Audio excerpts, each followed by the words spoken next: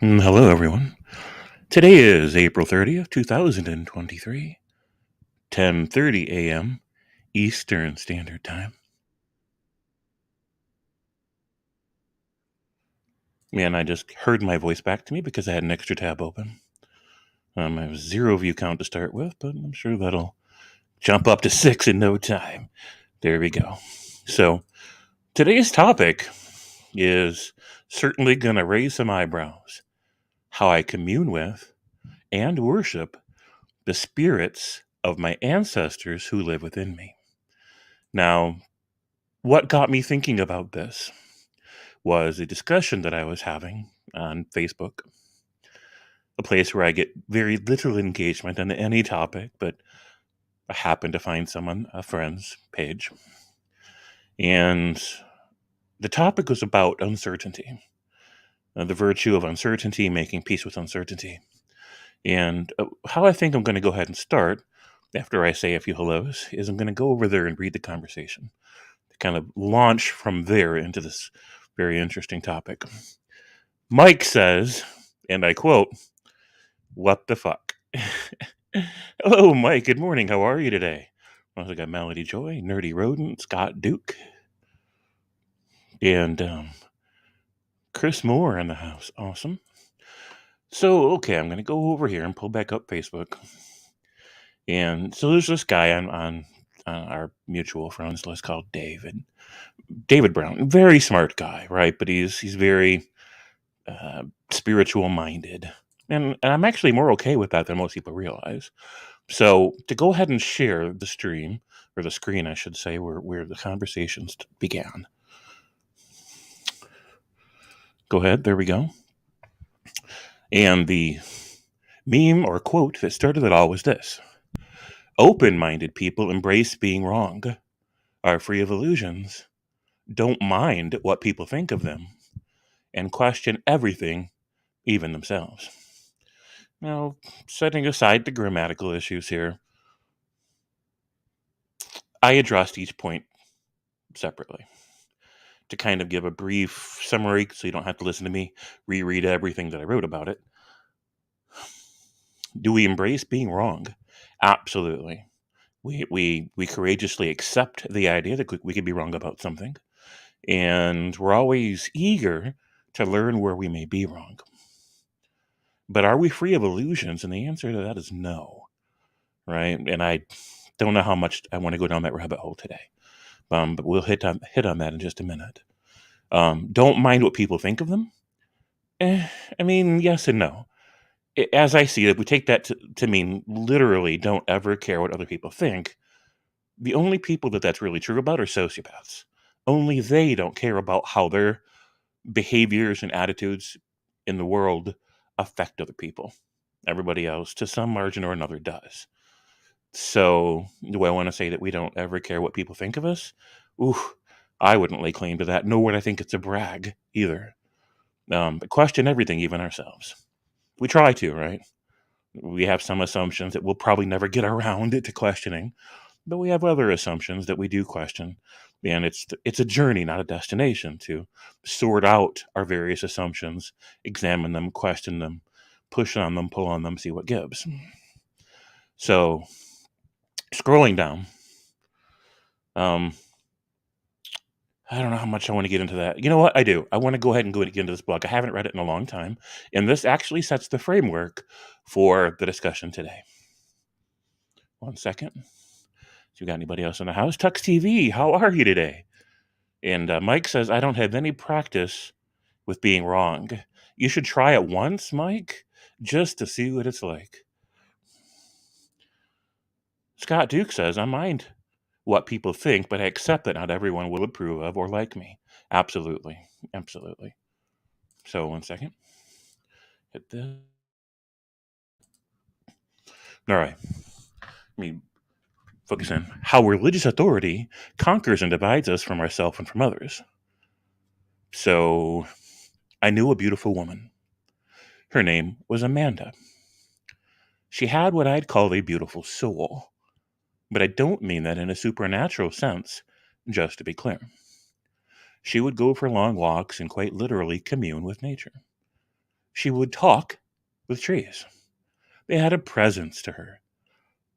She would carry on pleasant conversations with them, sometimes even serious conversations. They were beautiful people to her. She didn't realize it, but she was actually meeting parts of herself. It's how she was able to more clearly hear, more deeply appreciate, and more richly cultivate her own voice. Those conversations did really happen. I would never disrupt or corrupt that, nor would I want to disrupt or corrupt the same sort of relationship that many theists have with their, and then I crossed out the word trees here and I put gods. It's the same thing. Healthy versions of that relationship should be protected. Unhealthy versions should be gently guided into health whenever we're in a position to do so. And yet, versions which directly threaten the health of others should be directly and immediately challenged. My public response to Abrahamic fundamentalists is not a tolerant response. Moving forward, Abrahamic fundamentalists are attempting to give other people's trees of self an abusive voice. In contrast, for Amanda, it was a very healing and connecting experience. Every time she returned from those walks, she had clarified, healed, and grown in some way. Walking with God is the same sort of thing for many theists. This remains true even if there is really a literal superfather in the sky, and even if there's not. That would have no bearing in how that really works. Likewise, even if literal trees eventually turned out to be sentient, with literal personalities of their own, that would not change the nature of Amanda's past, present, or future experiences. She has still been meeting herself through them. This, in turn, fosters an ever-deepening ability to meet others.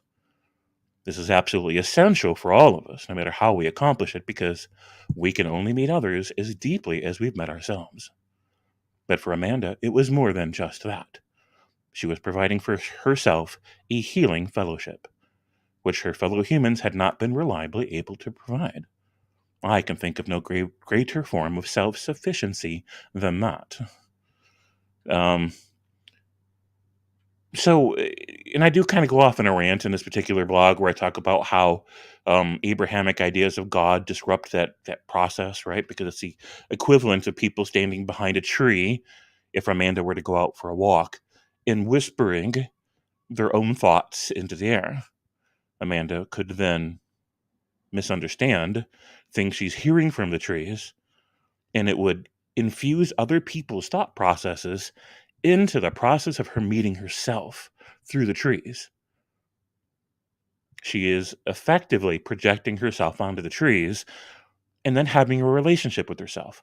If somebody interjects their own voice into that process and she mistakes it for that happening, as part of that happening, then they will be hijacking part of her psychology. They will be corrupting and usurping part of the process, interjecting themselves into her headspace, into her journey.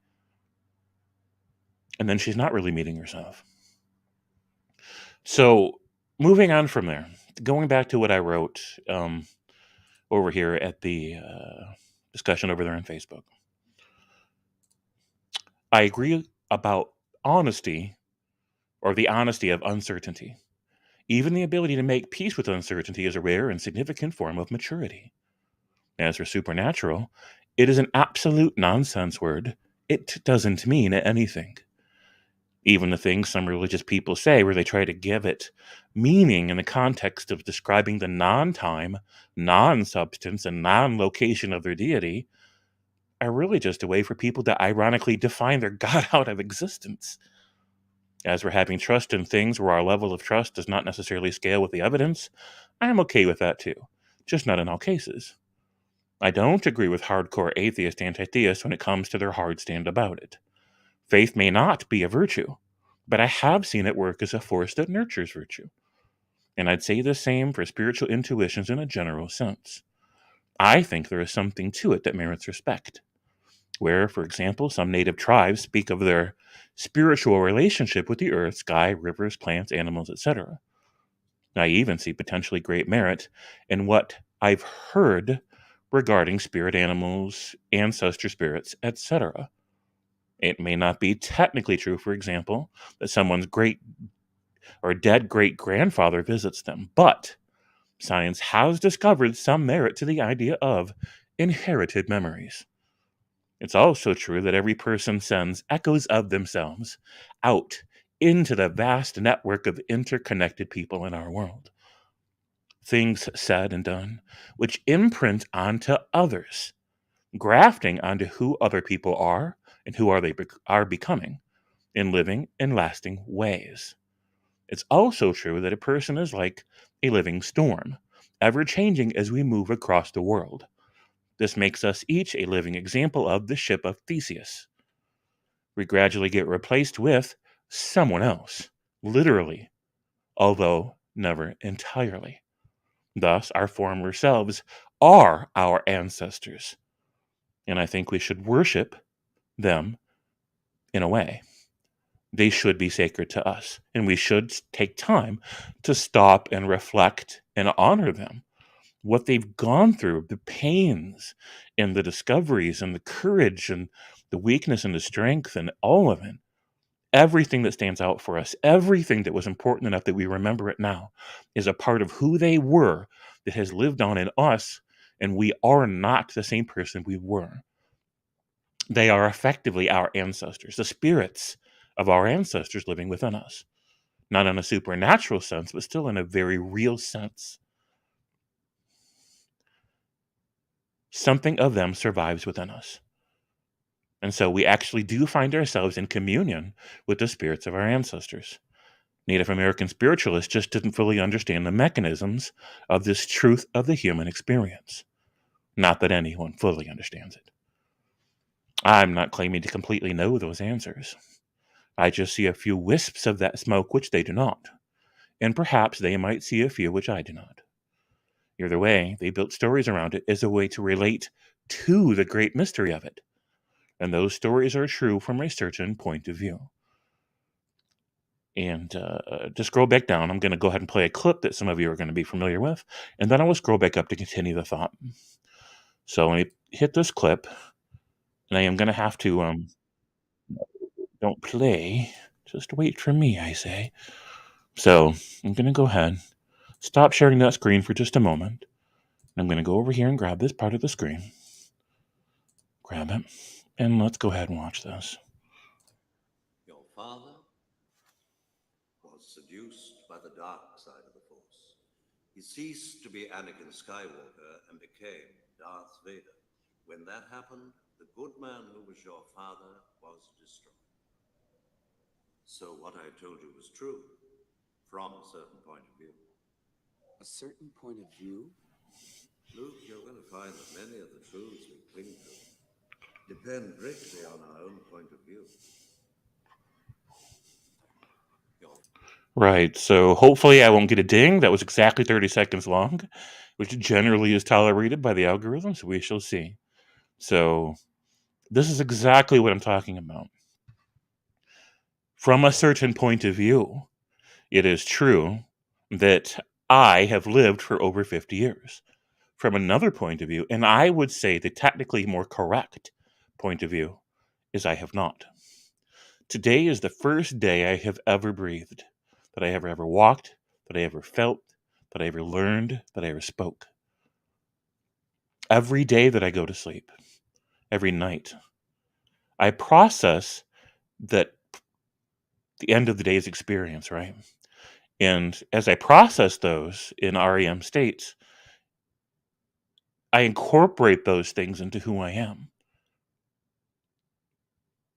When I go through another stage of sleep where I'm not conscious, right? There's no REM, there's no sense of self, there's no appreciable level of thinking happening. In effect, this is death. When I wake up the next day, I am a new person because I have changed from the process of assimilating the prior day's experiences in sleep. When I wake up the next day, from a certain point of view, it's true that I am a new person.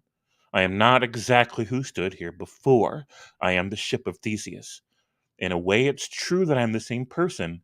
In a way, it's true that I'm not.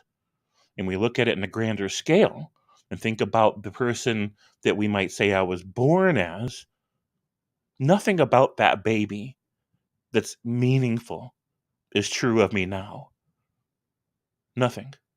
My memories and relationships and how I think and feel and the relationship that I have to myself and to my environment, it's so radically different that it is not meaningful to say I'm the same person. In a way I am, but in more ways, in more meaningful ways, I am not the same person. But every single person that came before me in this lineage of identity contributed to the person that I am now. They're a part of who I am, right? They are the ancestors. I remember them, and when I experience moments where I think like them and I feel like them and I remember what it was like, in that moment they find life again through me. I carry the name. I carry the legacy, however much there is or isn't to speak of. I speak for them.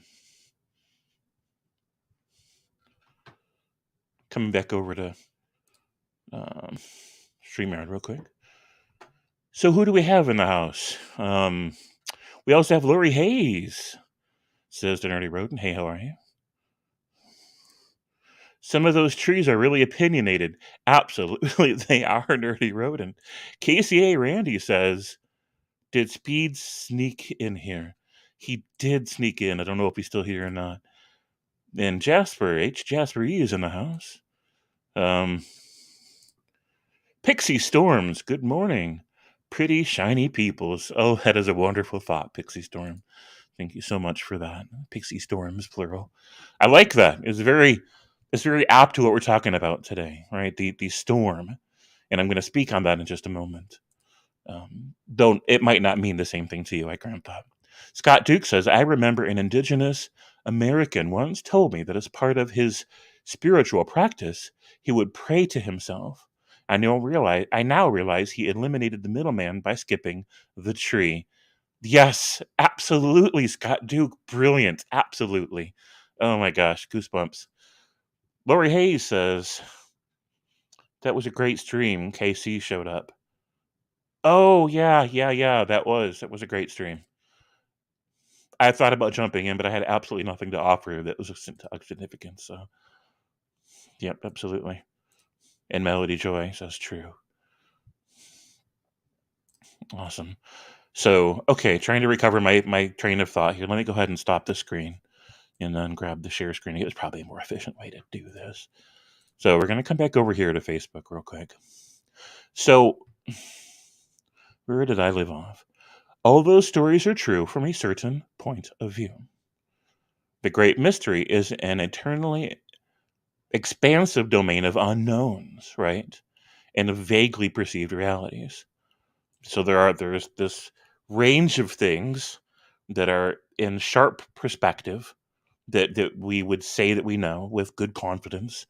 And then there's another range of things further out from our perception that we're less clarified about, that we're less certain about, right? And as we go further and further away from the center of things that we're the most confident about or that seem the most clarified to us, these things sort of fade into this fog of uncertainty, right? And occasionally we catch glimpses, and we intuit or perceive even subconsciously these glimpses of a greater reality that we try to make sense of. This, of course, is a major driver for religious domain of thought.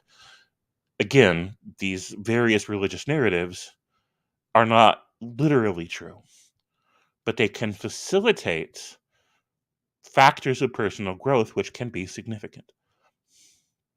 But they can also do the opposite, right? We see that with religious fundamentalists and other types of spiritual ideologues, where they have dogmas and they have divisive rhetoric and they have certainties and they have very literal interpretations of their ideas that enslave them to a cultural narrative and a religious narrative that divides them from other people and divides them from even themselves. And that's a serious problem.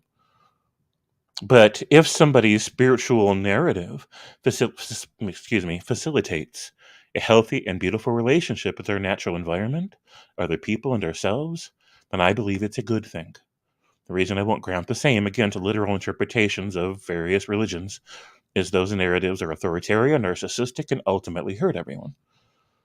So, moving on from there, I'm going to go back to this one blog. And I read this blog here a couple weeks ago, and people appreciated it, but they didn't quite understand it. So, I'm going to go back because it's directly relevant, and I'm going to explain a few parts of it real quick. So, where is it at? It's in my drive, my Google Drive. Come on, load. So there we go. Our one moment to shine. This is also technically true as well. So let me go ahead and share the screen this moment. I'm only going to share this and bore you guys with this because it's directly relevant to what I'm talking about. And then I'll talk more personally and specifically about how I honor my ancestors, as I would define it in the context of this video. So, our one moment to shine. We exist, each for a flicker, a moment. Any given moment of sentience is essentially exactly the same as a moment when any fire exists. Our mind is the fire which burns upon 100 trillion wicks. So here we have a picture of, actually, I think this is a computer generated facsimile of a neural connection, right? So we've got this synaptic activity. And so we have these tiny little balls of fire jumping across these connections. And we have so many of those happening in the brain with different parts of the mind at the time that it all adds to one big cumulative effect of a complex and nuanced state of sentience, right? So one part of the brain only generates a very limited, narrow band of sentience. It only thinks within a certain range and feels within a certain range. The same is true of another part of the brain. But they're all working together as a chorus, and they create this sum total experience of sentience. I'm not claiming to fully understand what generates cognition. Nobody yet does. But these are things that we know about what generates cognition, consciousness. So here we have this fire. Our fire, the fire of our conscious thought, our living, breathing, sentient being, is supported by the candle of our body, which ingests the fuel that it burns, ingests and breathes. Any given moment while the sentient flame burns, goodness, it not only consumes fuel, but also spends itself. The heat, the light is spent. The flame is spent. The flame itself is the spending. It is not something static, right? The fire of us as an event is not truly a thing. So here's what I mean by that. And I go on to, in fact, I'm gonna go ahead and read that part. When we light a simple candle and we watch it burn, we perceive that the flame lit remains over seconds, minutes, and hours. That it's the same fire. As a practical point of reference, it's fair enough to say it's the same fire. We light it and it remains. There is the fire that we lit. But the greater truth, the elusive truth, the most technically correct truth, let me make sure that it's scrolling. Oh, it's not? It's not showing it properly. Oof. All right, one second. Here I thought you guys were able to see the thing that I was seeing. You couldn't see the thing that I was seeing. Okay, try to find it now. There we go. All right, so I go back up. You guys didn't see the image. There's the image that you didn't see. So we light a fire on a wick. The fire continues. We perceive that it's the same fire that we lit, and from a practical standpoint, it is. From a technically correct standpoint, it's not the same fire, because the fire that we initially lit only existed for a flash, for a moment, and then it got spent. In fact, the existence of the fire itself was both its life and its death. The same thing. The death was not something that happened to the fire. The death of the fire is the life of the fire. Both are another way of saying the spending of the energy that it consists of. Now, when we finally see the fire and feel the fire, it's a delayed response because light takes time to travel from the wick to our eyes, right? Now, it's not an appreciable amount of time. It's such a small amount of time we couldn't measure it in any practical sense. Somebody may be able to measure it in some mathematical sense, but per our senses, we couldn't. But the point is that we're seeing back in time. And even if we could see it in real time, the very next moment, the very next fraction of a second, that is new fire. It is new light. It is new heat generated by all new fuel. The fire that we first lit is gone, and it's not coming back. But we say it's the same fire that we lit as a practical frame of reference. The same is true about saying that I'm the same person I was yesterday, and that I'm the same person I was 10 years ago. I am a continuation of that which was. I have been replaced time and time again by another and yet another and yet another fire. The fire that blazes across the mind.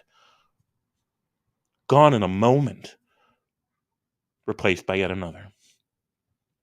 We are very much like a storm in this way, which is why I was thinking about how Pixie Storm's name was very relevant to this. Just think of a storm for a moment. So you got these clouds of various formations up in the sky. And they consist of moisture, and they consist of wind, and they consist of electrical activity happening all across it on minute scales, but massively so across the entire architecture of these ever-changing clouds. And so what happens is that in any given moment, we can look up at the sky and say, oh, look, a storm, right? There's a cloud, there's a storm, it is a happening. But as we're saying that, it is constantly changing shape. It's changing shape in ways that cause it to have a different relationship with itself, and a different relationship with the environment in which it lives and breathes and moves and dies. The whole time it's happening, it is spending the electricity, it is spending the wind, it is spending the water that defines its existence. It is spending it. And as it spends it, it draws in more energy and generates more energy and then spends that too. And so the whole time it is ever changing in relationship to itself and everything else. So 5 minutes later, an hour later, 2 hours later, as a practical frame of reference, we can say, look, the storm has moved. The storm continues. But it's only technically the same. When we say it's the same storm, it's true from a certain point of view. It's the storm continuing to wage battle with itself and its environment across the sky. But it's a different storm in that everything that defined it an hour ago is now different, entirely different. And as a result, it has a new it has a new attitude. It has a new voice. It has a new presence. It has a new relationship. It is a constantly changing thing. It is constantly being replaced. Instead of the ship of Theseus, it is the storm of Theseus. But unlike the ship of Theseus, the pieces are not being replaced with identical looking and functioning pieces. They are not. They're being, just like the person of you and I, we are being replaced seamlessly, moment to moment, day by day, with something so new that it's not the same floorboards, it's not the same masts, it's not the same sail. It is not the same shape. It is not the same form. It is not the same function. It's different, right? So we are very much, as true as it is to say that the ship of Theseus eventually gets replaced with another, and as true as it is to also at the same time say it's the same ship and yet not, we are even more different over time than that ship is. But it's a practical frame of reference to say it's the same person, right? And if you can imagine for a moment that the electricity waging throughout the storm and raging throughout that storm, if you can imagine those as synaptic activities, imagine every drop of moisture in that storm cloud as a neuron, right? Just imagine that for a moment. It's not really, as far as I know, storms aren't sentient, but that's just to kind of bring the point home. There would be this sentient storm, very much like us, that is constantly changing in its shape and its form and its relationship to its environment and to itself. So when I think about this in the context of the journey, the lineage of I, the eye of the storm, as I say, capital I recognize that there are many people whom live within me. I've inherited their memories and parts of the neurological structures that formed when they had certain formative experiences remain in place within my mind, within the brain that generates my sentience. And so every time I have an experience, I smell something or I taste something or I see something or experience something, and electricity runs across those neurological connections all over again. They come back to life. And in this way, the spirit of that ancestor self lives again. They breathe back to life. And in this, we have a communion. We commune with each other. They get to know me and I get to know them. We connect, we commune, and I love them. I honor them, I respect them. And I may even say and do things to express that honor, right? And this is what it means to worship someone or to worship something. It is this reverent, sacred regard, an expression of respect and love, right? For something or someone greater than the self or external to the self or that is part of the self in some way. And this is another point too, because the normal or typical narrative that we've been given by society, thoughtlessly, carelessly, simplistically, is that we are an entity that exists within an environment. But the truth is, if you think about it, there is this ever constant exchange of thermal energies between ourselves and our environment. So there is no, if you measure us by our thermal activity, there is no cutoff point where I end and my environment begins. It is a contiguous, intrinsically woven, it's all part of the same happening. Lava in the lamp, right? I'm this lava blob within the context of a larger lamp, and it's this constant reshaping, happening, energetic, dynamic event. There is no point really where I end in where the thermal dynamics of me end and that in the environment begins. We are all one contiguous part of a whole. The same is true of other various factors of energy that I consist of. I am constantly breathing in gases from the environment. They are constantly part of who I am. They're in my blood chemistry, they're in the cells of my body, right? They are fueling and being burned to generate the fire of the mind that generates my consciousness. They are giving life again to the spirits of my ancestors and to the self that I am now. Those various molecules of gas that define part of who I am, the lived experience and the physicals and the physics of it, just like the thermodynamics, do not have an absolute cutoff point where this is where I end and the gaseous environment around me begins. It is an illusion.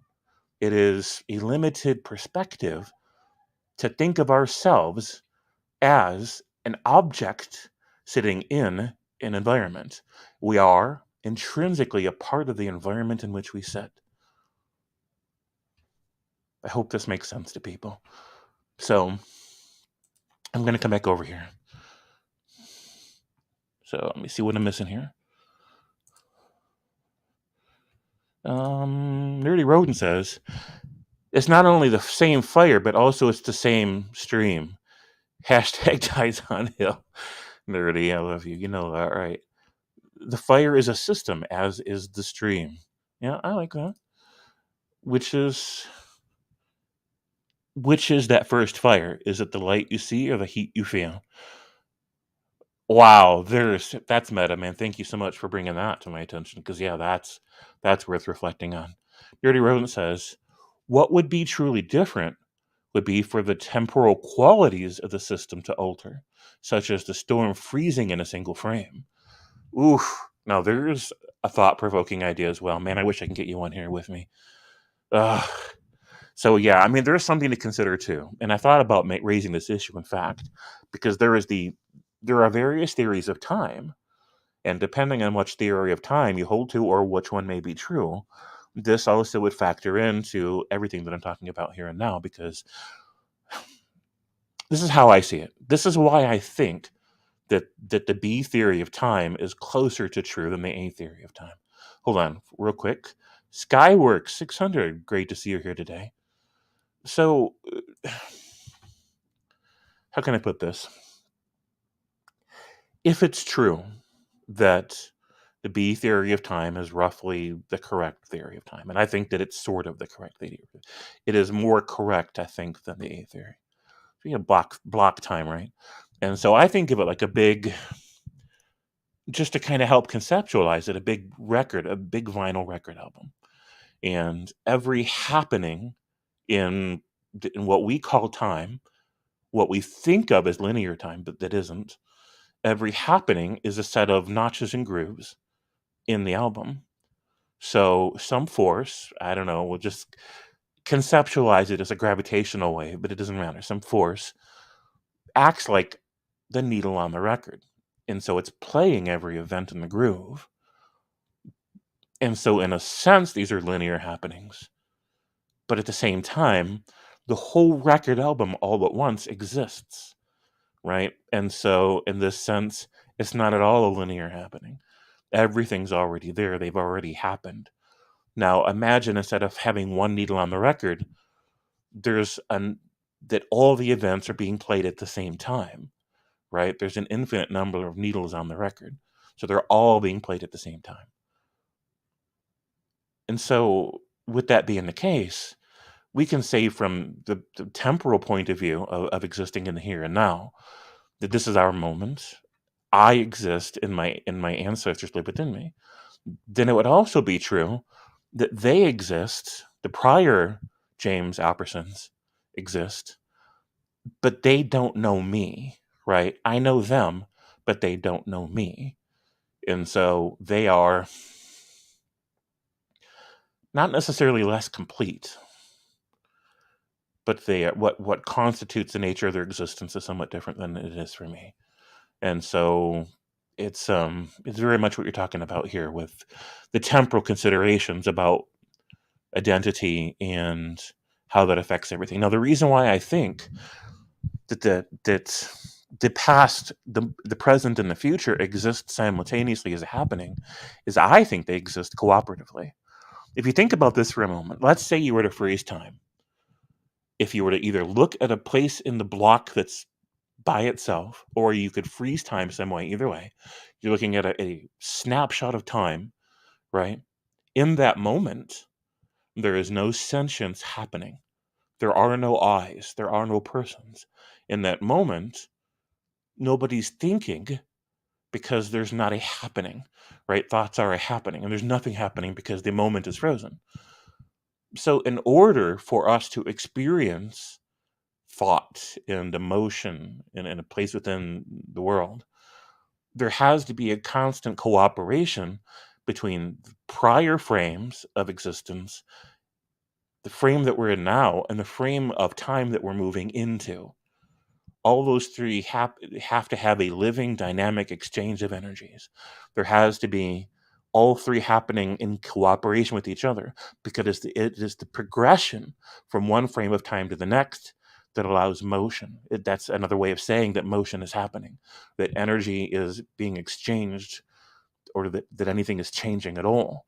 I hope this makes sense, because I don't have a way to visually express this, because I don't know how to do this great, wonderful technical video things that Nerdy Rodent knows how to do. I really wish I knew how to, because this would be so much easier to explain if I knew how to graphically represent it.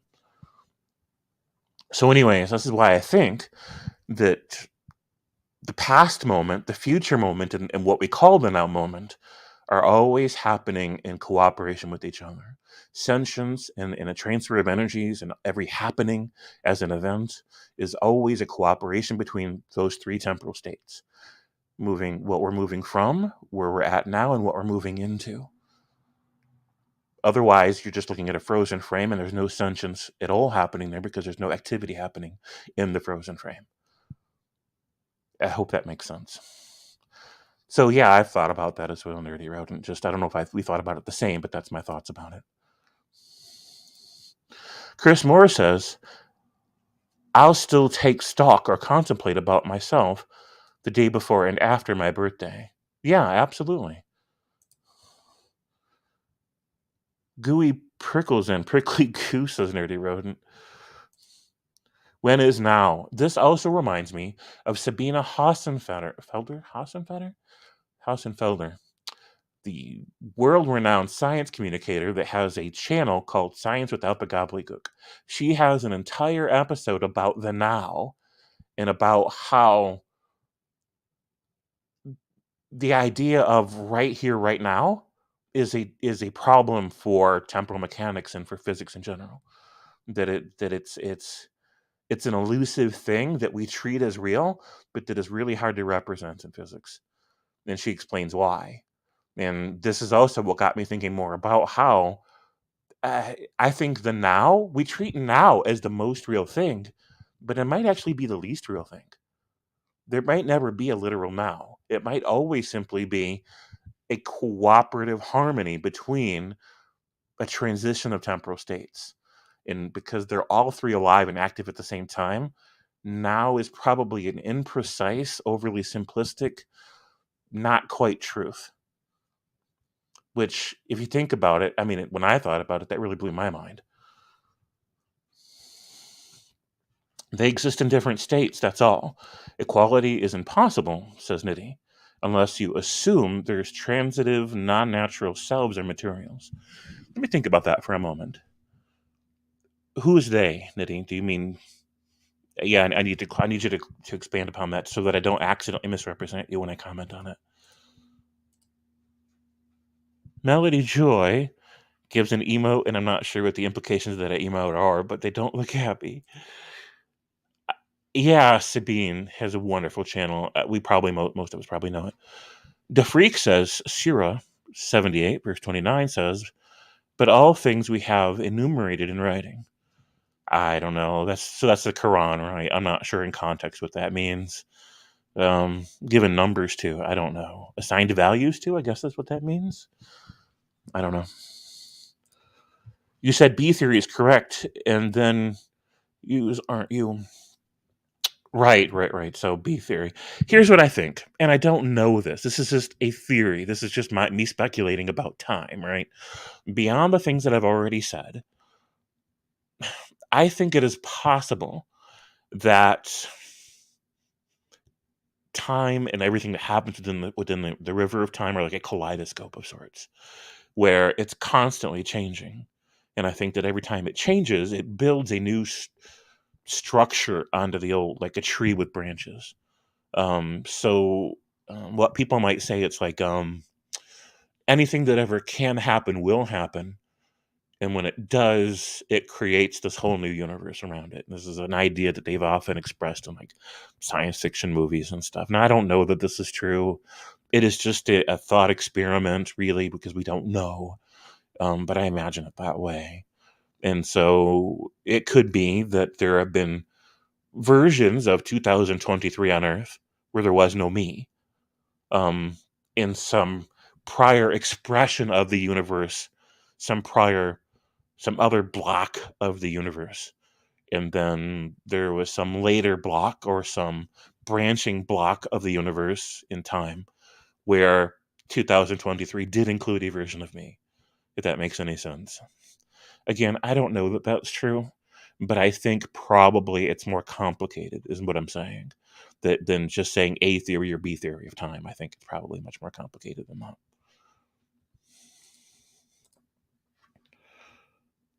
So your previous selves are never truly equal. So that's another question too. Equal in what way, right? So were they as much alive as the fire of I or the storm of I in the now? I think probably. So yeah.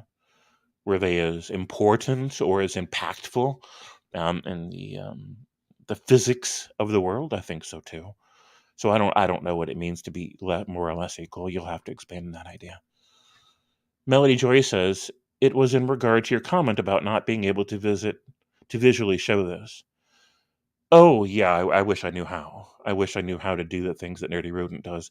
Because wouldn't that be wonderful to take these ideas and visually show them? Because the more complicated you get, and the more complex, and the more nuanced, the more transitory, the harder it is to convey these in words that everybody can follow with, right? People are going to go, wait, I'm not sure what he means by that. And that's partly because I'm not expressing it visually, because I don't have those technical skills, and it's very frustrating for me. Nitty family is secular Muslim. If they ever knew what that means. But I met Jesus Christ about 11 years ago. So, okay, well, say hi to Jesus for me. Nitty says, I figured, so it was odd for me, for you to cite the Crapran? Crapron? Crapron? Is that like another way of saying Quran? Except disrespectfully, maybe. Nerdy Rodent says, does the concept of personal identity depend on the passage of time or on things like the continuity of certain physics and psychological characteristics? So it depends on what we mean by personal identity. If we mean it in the sort of God's eye view that Mike talks about, then the question is different than if we mean it in terms of the subjective experience or the narrative of identity, right? So there's the narrative identity that I hold to about myself, which is complex and nuanced and contextual, and then there's the narrative identity that somebody else might have about me, and there's a narrative identity somebody else might have about themselves or about how how that simply works, because most people don't have this ancestor spirit kind of narrative. Um, so I just don't know. But does it depend on the passage of time? It's relevant to it, but we don't necessarily have to reflect on how it's relevant to time. I think that the passage of time will inevitably affect the way that our personal identities form, the way our narrative of identity is written and rewritten. But I don't necessarily think that most people reflect on that or consciously aware of it. As far as the continuity of certain physical and psychological characteristics, yeah, there is a continuity and a discontinuity, right? Both of those are happening at the same time. So, from moment to moment, depending on my blood chemistry, how much sleep I've had, anything else, just physical stimuli that happen in my environment and how I respond to those, um, there can be a great discontinuity from moment to moment about my physical characteristics because my blood chemistry is changing in response. The psychological characteristics because that then affects the way that my psychology takes shape, right? How it takes form. So my psychology or my psychological states from a moment to the next can change, but the laws which govern how those states work would remain the same, and there would be some common ground between one moment's psychological state and the next, because we can't, and we never do, so far as I know, completely change psychological states in a moment. We just can't. It's always a progression, right? One thing has to lead to the next. It's a multifaceted proposition, and one facet changes and another doesn't. So I'm not sure if I'm addressing what you're meaning or not, but these are my thoughts as I think out loud about it. Nerdy says, Nitty says to Nerdy, sorry, I think neuroscience and significant uh, altitation to any particular region of the brain could destroy that at any moment. What could it destroy? Nerdy says, say Star Trek style teleporting was a thing. Are you are you still you after teleporting? So this was part of the journey of philosophical considerations that I indulged in over many years, right? So when you teleport in a Star Trek universe, not that we have that ability, but just to propose the idea. Are we really teleporting, or are we being replaced with a clone of ourselves in a new location? I say we're being replaced. We are dying. We are being killed and replaced, but it happens so seamlessly and so quick that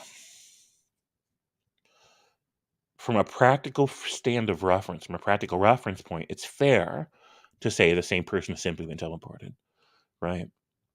And the fear that we might have by saying, "Oh, wait a minute, we're being killed and then replaced. Who wants to go through that?" Eh, I mean, it depends on how you define. And I think that a lot of it has to do with sentimentality. We just don't think of it that way because we're sentimental about the body that we're carrying forward, right? We're sentimental about our physicality. And so the idea of replacing it with another body, it's like, well, so we'll say that's not really me anymore, even if they identify with as me, even if they have my same exact physical characteristics and have my memories and my sense of identity, it's not really me. I'm being replaced. And I think that's a fair objection, right? This is the reason why I lost what little bit of respect I had for the JWs when I was going through my deconversion process, because they're what they call the resurrection is really a replacement, because you're dying. Jehovah just remembers how you were assembled and then assembles exactly a copy of that. And because this duplicated clone, this brand new creation, has a copy of your memories and a likeness of your physicality, even though it's all new material,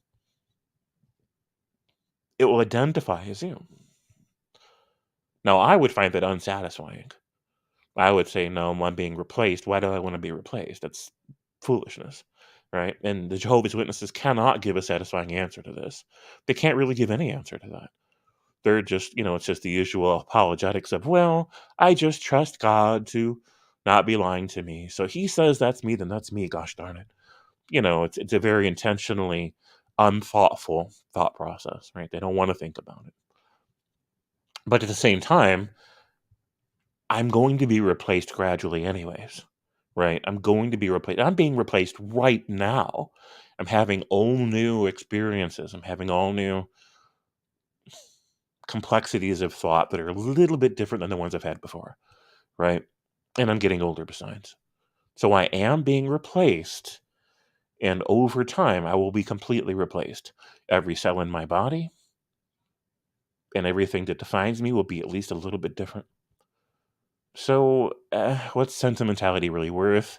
I don't know. And this is the thing, you can't live forever.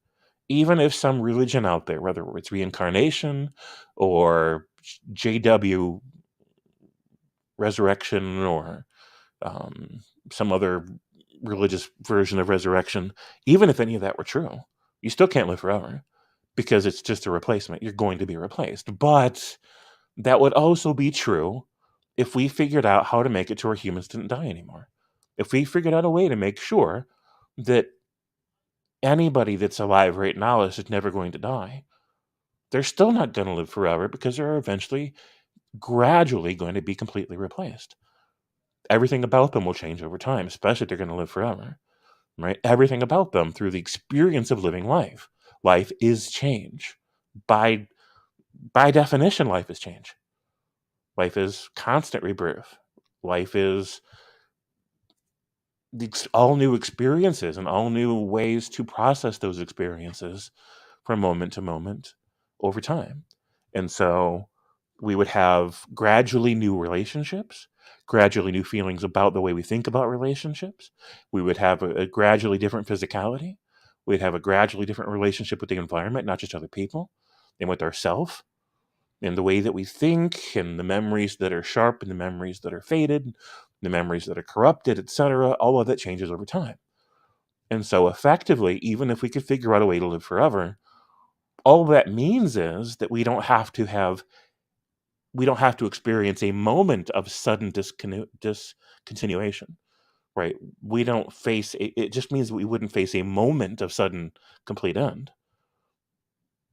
But we would still eventually die because we would gradually die because we would be gradually replaced with somebody who looks and feels and relates and thinks differently, and who's got replacement cells from the cells that died along the way.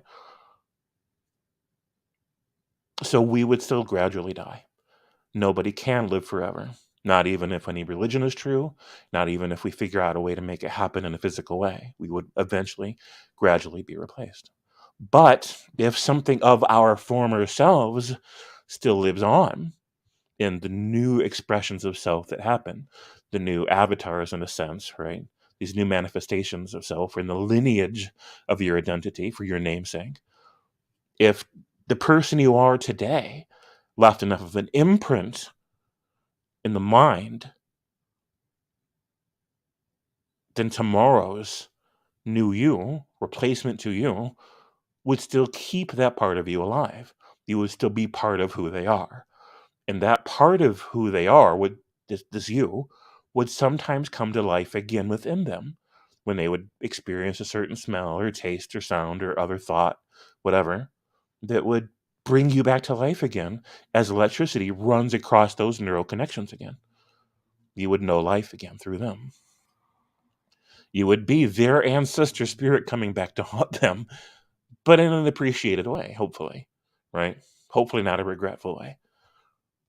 And as long as that continues, something of you survives into the future indefinitely, right? And this is the way in which we would then have immortality, not as the same person we were, but as a spirit, in a matter of speaking, a spirit of who we were, brought back to life through the energy that jumps across those neural connections that were imprinted upon your mind when you were still here. The one day that you had to live, the one and only day. I hope that makes sense. I just hope that it does. DeFreak says characteristics are dependent on time on the way the question was asked. Sure. No hippocampus and parahippocampal gyri equals no sense of self. Sure. So try not to get those damaged, I guess. Teleporter's paradox, absolutely. Hypothetically, yes, says DeFreak. DeFreak says if you don't want to be replaced, reincarnation should not be an option. Well, you're going to be replaced regardless, and this is my point. Something of you can live on.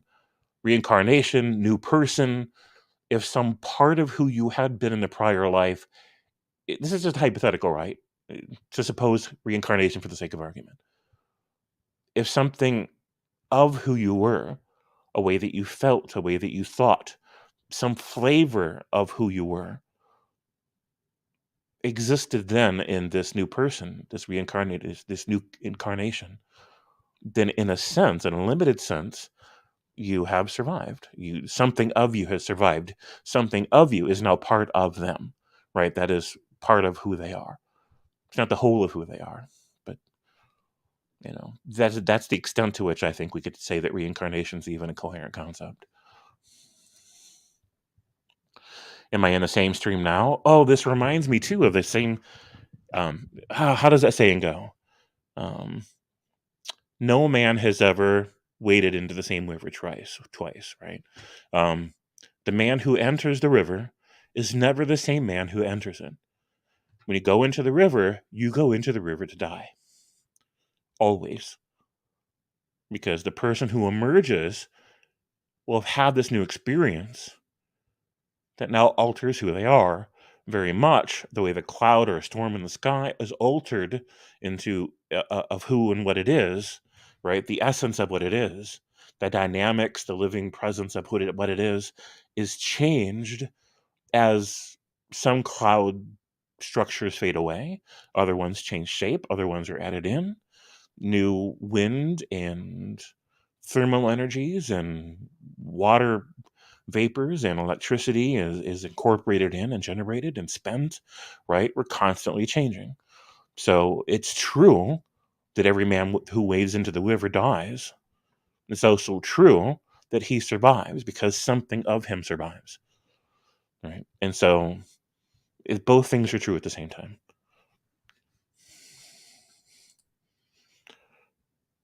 This is precisely what my live stream was about. Oh, I didn't see it, Nitty. Drop a link here and I'll go check it out. Nerdy says, an immortal, unchanging brain, how would it think without change? Exactly. Exactly, Nerdy Rodent. Exactly one of my points. Agree 100%. Nitty says Christians should start calling it eternal existence since you can't die. Yeah, they shouldn't call anything death, right? I've always never understood that either. Like, they shouldn't ever refer to death as death. They should just get rid of the word. Death, kill, murder, die, get rid of it all. Right? If they honestly believe that the essence of who the person really is this eternal soul, and the physical body is just a sort of prison that you exist in cooperation with, and the essence of who you are survives on, whether you're not you go to a heaven or hell or whatever, then death is such a trivial concept within that narrative. It is such a nothing burger, right? Except in the pain it causes as you transition, right? Because people can no longer interact with you because you're no longer moving a body to interact with. Now that's tragic, but within the context of the narrative, I'm like, they're always going on about how, with the abortion thing, for example, you're killing babies, and I'm like, man, per your theology, literally nobody dies, so shut the hell up. Come on now. Calling what? I don't know what that question's in regards to, Defreet. So that's where I am about it. So what I try to do as part of my life experience is I try to stop and reflect every day. Every moment when I wake up, I reflect on the dreams if I can remember them. I try to think about how those reflected prior days' experiences that I was trying to process and make sense of or make peace with. I reflect on how I probably have changed in some hard to perceive way since the person that I was yesterday. I appreciate that this is an all new day. And the person I was yesterday and 10 years ago and 20 years ago is technically an ancestor self, right? Because they are very different than who I am today. And they are part of who I am. They live within me every time that I give them life. Every time I experience what it meant to be them, they live again through me. They are part of who I am. I commune with them and I show reverent regard for what they've gone through in order to pass their life onto me, to pass their memories onto me, their knowledge onto me, to have fought and survived well enough that I could even breathe and live and speak today. They did that. And it cost them a lot of pain. And it cost them a lot of confusion. They had to do a lot of hard work and a lot of struggle. They endured so much humiliation and betrayal and struggle. But they also had many triumphs, triumphs that other people may not have been there to see or appreciate, but that I do. I honor them for what they succeeded in. I honor them for what they accomplished. I honor them for what they endured and for the truth of their lived experience, despite how many people could not perceive or appreciate those truths. Other people are not here to testify to what they've gone through, to appreciate and to honor the sacrifices and their triumphs, their struggles. So I do that for them. I give them voice. I give them honor. And I appreciate that they are part of who I am and I am part of who they are. We are one in the now. We are one when I woke up, and we will be one when I go to bed tonight. And I will become the ancestor spirit of the next me who awakens, the next person, the next sentient storm who carries forth our namesake, who continues our legacy, who testifies to the truth of our experience, who tries to make it count, who tries to do honor to that great journey. The torch passed from one to the next.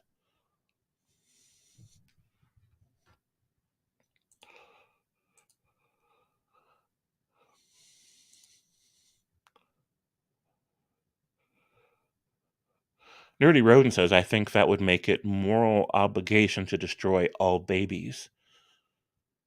Oh, are you talking about the Christian thing? Where they think all babies go to heaven? Yes. And this is a thing too. This was part of my deconversion process, right? I'm like, look, if you believe in a God that lets quote unquote dead babies simply no longer exist, then why should we place greater value on the quote unquote baby soul than a God does? That wouldn't make any sense for us to place greater value on it than he does. If instead he allows it to go to a hell, whatever the hell that is, again, why should we place more value on it than a God does? Now, I could argue as a secular person why I might place more value on it than somebody's conceptualization of God does. But as a believer, it makes no sense for them to place a greater or different value on a soul than their God does. If it allows a quote unquote baby soul, this hypothetical idea, to go to a hell, then how's that morally justified? It would mean that their God is placing an anti value on the baby soul, which is worse than placing no value. It's an infinitely negative value. Of course, that's lower than zero value. And if the baby goes to a heaven, then it is your moral obligation to send every baby there you can. In fact, to create as many babies as you can and abort them immediately. To take fertilization therapy, to get pregnant, to get every woman pregnant you can with as many fetuses as possible, quickly as you can, as efficiently as you can, get them aborted. So you can create new life that gets to go to heaven forever. Lather, rinse, repeat until the woman just can't go through it anymore. Right? It would make absolutely no sense to allow a fetus to eventually develop into like a living, breathing baby and then a child and then an adult, because if these religious narratives are true, that these people are or have souls and that those souls will go to a heaven if they die before they reach an age of accountability. But if they survive long enough to reach the age of accountability, then their odds go from 100% going to heaven to like what, a tenth of a percent making it to heaven? That's shitty. If you're supposed to put first the kingdom of God, if you're supposed to make that your priority, and you're supposed to put others ahead of yourself, then it becomes your moral duty to abort as many fetuses and to kill as many children as possible. Now, I'm not saying you should go out and do that. Of course I'm not. I'm simply pointing out the logical contradictions, the moral contradictions, the paradox that cannot be solved within the context of that religious narrative. I happen to be an antinatalist, so that affects my views about whether or not people should carry fetuses to term or not. But it's besides the point, right? So I think that's what Nerdy was talking about. DeFreak says, when we find Christ, we'll always be who we are now. Well, think about how terrible that would be, DeFreak. And this does speak to the topic, so I'm glad to engage with it. So we have this religious experience. You call it finding Christ, whatever. And then in that moment, we become unchangeable ever after. The person that we are will always remain exactly who we were in that moment. That's death. That is death. The journey does not continue. You do not continue to evolve, to change, to learn, to grow. That's death. You become a freeze frame homage to the end of your life. That's it. That's not good. To always be for the rest of time exactly who we are now. That's not living.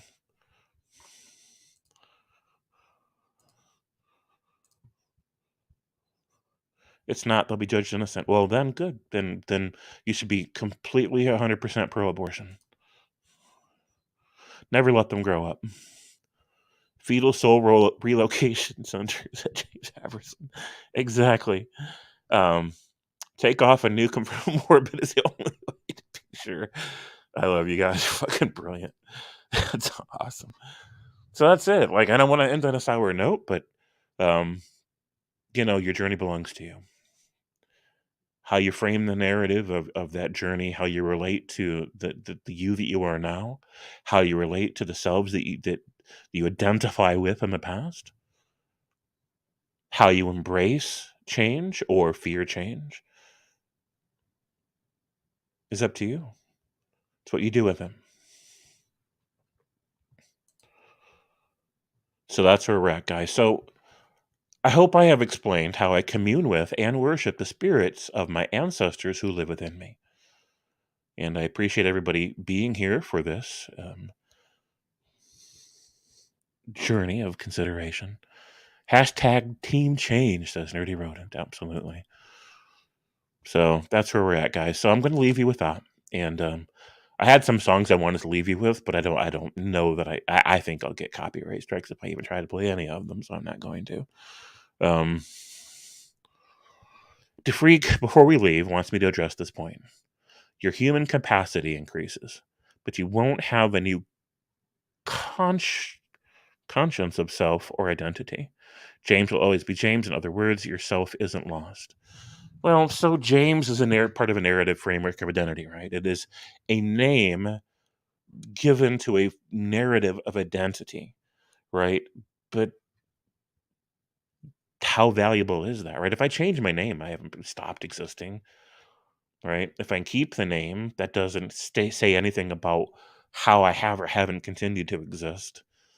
It's ultimately, if we dive deep enough, all in the Abrahamic religions, Christianity, Islam, Judaism, if we dive deep enough in consideration of what it means to exist, they all fall apart. Their entire house of cards, their entire badly constructed fabric of ideas just absolutely falls apart. And I think the only solution to that is to just not think about it, right? Don't think too deeply, don't look too closely, because then you can maintain the illusion. Which is okay, you're entitled to it. Don't get me wrong. The freak says every agency given by God have value to him. So, I mean, we can speak to that if you want to, but then we're going to have this whole apologetics and counter apologetics stream that isn't what the stream is about. But you can frame the narrative however you want to freak. If that gives you peace, if that gives you empowerment to think of it that way, I'm not trying to take that away from you. As long as you don't say and do things that hurt other people in the real world, I'm cool with that. It's fine with me. So, all right, guys. Thank you all for being here. I'm going to go ahead and close this out. You know me, if I tried to, I could go on for 3 more hours. H. Jasper E. says, feeling better now than myself some hours ago. Very relevant, and I am very glad to hear that as well, H. Jasper E. Why do you feel better now than some hours ago? What happened that helped you in that way? In what way did it help you? And in what way do you feel better? But I am glad that you do. Have fun, y'all, Nerdy Rodent says. Awesome, guys. So, yeah, you know where to find me. My inbox is always open. I'm thinking about deleting my Facebook accounts, the anti-social media. For the most part, it's been a horrible time sink over the years, and I regret that I ever had a Facebook. Don't know. I never know what I'm going to do with this channel. I keep flip-flopping about it, waffling, as it were. So we'll have to see what happens with that. So, yeah, I'm glad you do feel better, Jasper. Maybe we can talk about that next time. So, all right, guys. So I'm out for now. Have a great, beautiful, wonderful, and blessed day. Bless yourselves. Don't wait for someone else to do it for you. And you know where to find me. Talk to you guys soon.